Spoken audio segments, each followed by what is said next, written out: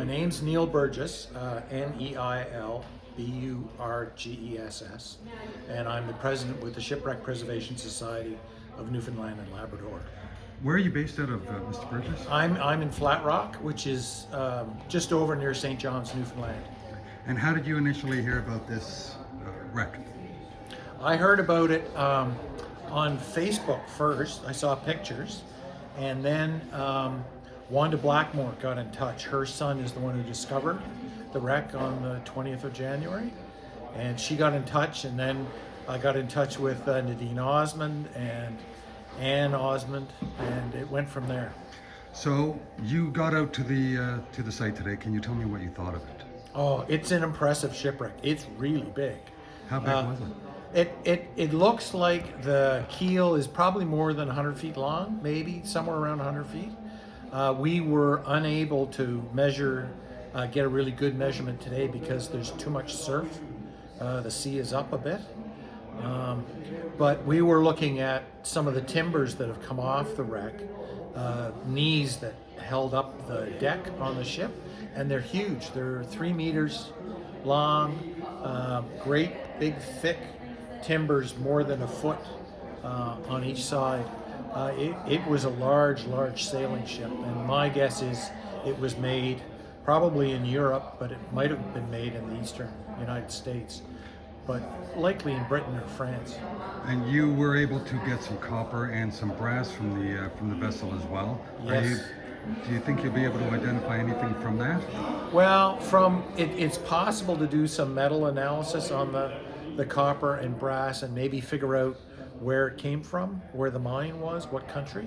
But we've also taken wood cores from some of the bigger timbers, and that may allow us to really get a close date on when those trees were grown and when the ship was built. So we're trying different things. We also took a few bark samples, and we'll do radiocarbon dating of those, and that again may tell us what year those trees were cut in, and then soon after they would have been used to build the ship. Do you have any preliminary guesses about it other than perhaps European build? Perhaps a date or... I mean, we know that the sailing ships that passed by Cape Ray here would have been British. That would have been where most of the ships came from. Some of them came from France. There were a few American ships that came up from New England, mainly to do sealing in the Gulf of St. Lawrence. So it could be any of those, but my guess is most of the ships came from Britain. So the probability is it might be a British ship. Are there any plans to try to, preserve it or retrieve it?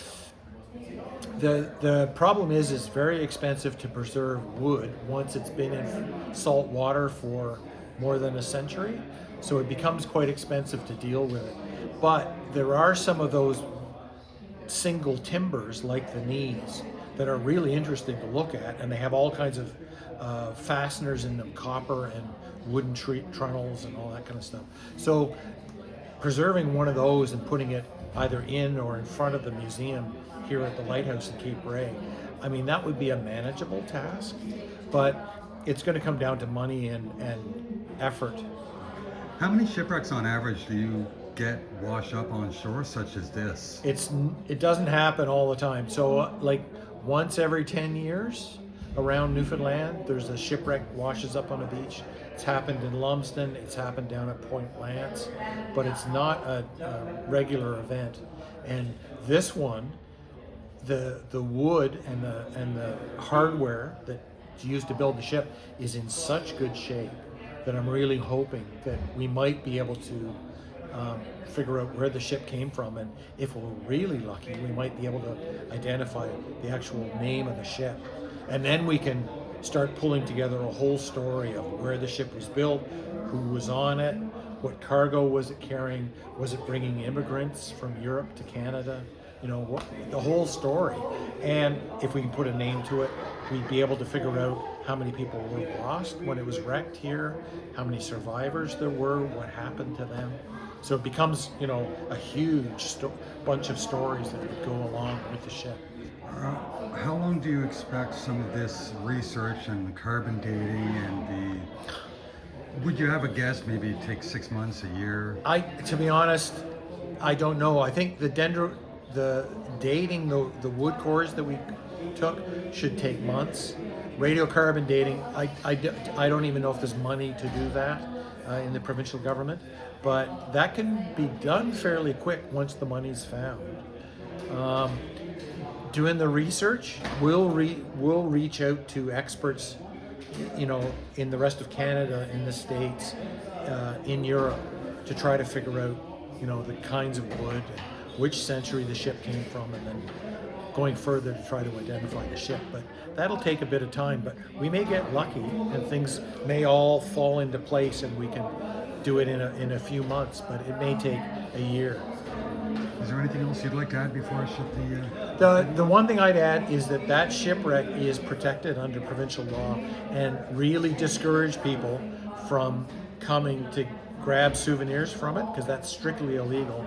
And I mean, when souvenirs end up in somebody's basement, nobody gets to see them, right? So it'd be much better for artifacts to be preserved properly, so they don't fall apart and end up in the museum here in Cape Ray, or in at the rooms, or somewhere like that, where thousands of people can see them.